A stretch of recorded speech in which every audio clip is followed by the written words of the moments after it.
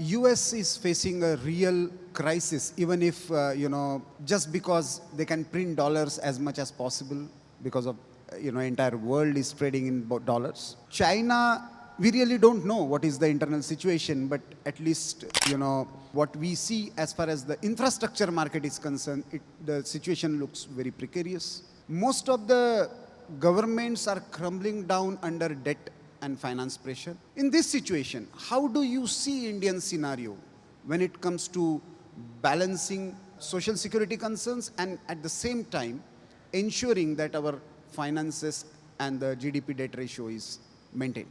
I think we are in a unique situation. America's debt to GDP ratio is as high as 130%. No, because why I have asked you, and I want to be political here, because most of the political parties now are getting into this, rowdy culture mode. And I hope, some young parliamentarians cutting across the party line at least, make some consensus over what can be really strengthening the social structures and then creating wealth instead of just, giving some doles in the form of various packages. No, as I said, the US, their debt to GDP ratio is now as high as 130%. That is state and central GDP. India, if you add our state and central debt, it's about 80%. It's certainly increasing.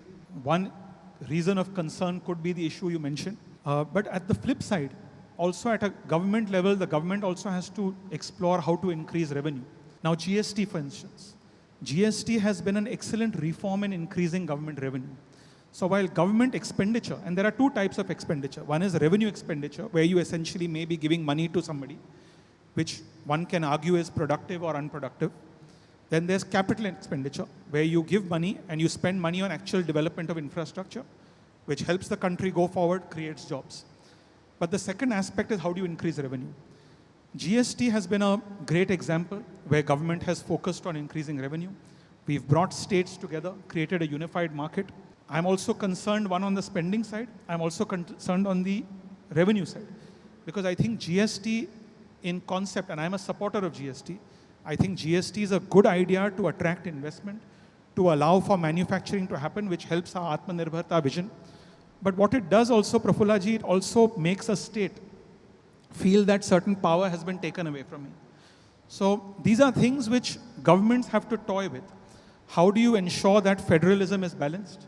How do you ensure that while I'm restricting the ability of states to charge its own tax and it's getting subsumed into a national federal tax, I'm also giving states the flexibility to